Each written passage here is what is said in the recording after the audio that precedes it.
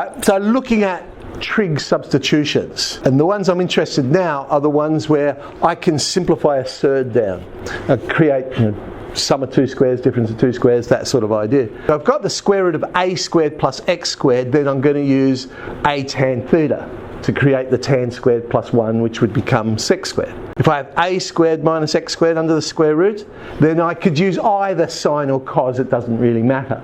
Because I'll get 1 minus sine squared if I use the first one, and 1 minus sine squared is cos squared. And if I have x squared minus a squared, that's when I'll use the sec, because that'll give me 1 minus sec squared, which is tan squared. Some examples then. 1 on the square root of a squared plus x squared. I'll use tan for that one. Substitute in a sec squared, theta to theta goes on top.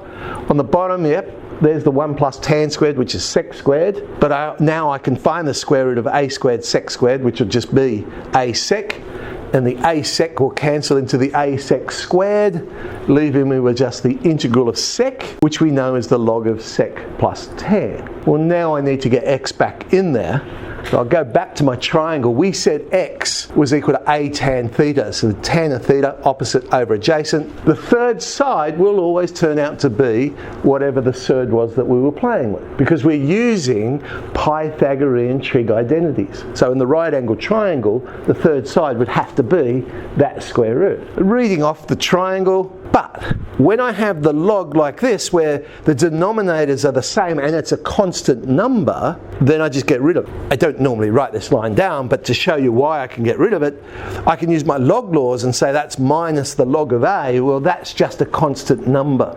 So I can absorb it into the constant, and it's just the log of the square root of a squared plus x squared plus x plus a constant. Some people get worried and go, but hang on, this constant in the third last line would be different to this constant in the last line. Shouldn't we give it another letter? Maybe if I was using it to actually solve a problem, substituting numbers in, then the value of that constant would be important. But for something like this, I'm just saying, look, it's a constant number. If you like, make a capital C or a K if you prefer. It doesn't matter. It's just a constant. X on the square root of 1 minus x squared. And yes, this is one I could do as derivative times function. Probably would be a quicker way of doing it, but let's do it using a trig substitution. I could go x equals sine theta, so dx is cos theta to theta. Sub that in. Okay, so my 1 minus sine squared becomes cos squared. The square root of cos squared is cos. That will cancel with the cos on top. I'm just integrating sine. Integrate sine, we get minus cos. Let's just draw up my triangle. Sine is x, so x over 1, opposite over hypotenuse, which means the adjacent will turn out to be the square root of 1 minus x squared. Read off the triangle, and there's my answer, minus the square root of 1 minus x squared. Plus, of course, a constant. Square root of x squared plus 3. So this one I'll use root 3 tan theta. So subbing that one in, it tidies up to be sec cubed. Oh, yuck. Odd power, that means we've got to use parts. Split it into sec theta, sec squared. I'll let u equal sec, which means du is sec theta, tan theta to theta. Dv is sec squared, dv is tan theta. So I get uv minus the integral of v to u, but 3 times it. So sec theta, tan theta, brilliant. But now I've got this integral of sec theta tan squared. So the tan squared I think of as sec squared minus 1. Split it into two integrals. I've got integral of sec cubed, which is what we were trying to find, plus 3 times the integral of sec. Integral of sec is the log of sec plus tan. Let's substitute back in, get rid of those thetas. So tan is x on root 3, which means the hypotenuse is the square root of x squared plus 3. Substitute back in. Alright, so sec theta, I've substituted in tan theta. Notice for this integral, I've substituted in and got this. Because if you look at my first line and my third line, it's telling me that 3 times the integral of sec cubed is the integral of x squared plus 3. So I'm substituting that in. Plus 3 times the log of all of that. Move that square root of x squared plus 3 to the left hand side. So I've now got 2 lots of that is equal to this expression here. Divide everything by 2.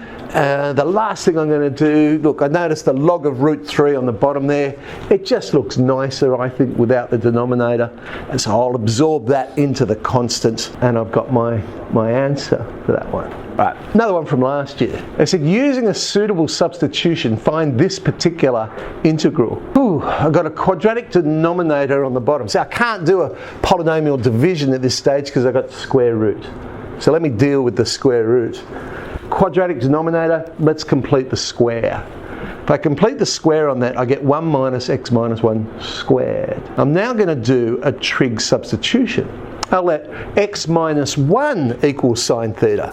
That will create the 1 minus sine squared under the square root sign. Substituting in for x then, well, x must equal, move the minus 1 over, x must equal 1 plus sine theta. So on the top of the fraction we have 1 plus sine theta squared. And not forgetting my cos theta to theta. 1 minus sine squared, that's cos squared. Square root of cos squared is cos, which will cancel. Expanding out the 1 plus sine theta, so we got 1 plus 2 sine theta plus sine squared. Sine squared, I'm going to have to use a double angle, so I get half of 1 minus cos 2 theta. Eventually we've got something we can now integrate, well, nicely. 3 theta minus 4 cos theta minus half sine 2 theta. I now have to substitute back in. But it's going to be easier to substitute in, not for sine 2 theta, but if I turn that into 2 sine theta cos theta, because then I'm just substituting into sine thetas and cos thetas, and I can just read off my triangle. Let's draw that up. The opposite side in this case is x minus 1. The hypotenuse is 1. The third side, therefore, must be the square root of 2x minus x squared. Let's put it all in now, and there's our answer. So theta becomes the inverse sine of x minus 1, and for sine theta, 4 root 2x minus x squared, and then sine theta times cos theta. We eventually get the answer. Okay, now we don't really have that many questions in our textbook on that, so in the handout, the old Patel book, I've put exercise 2e in there, so there's a few there we can play with.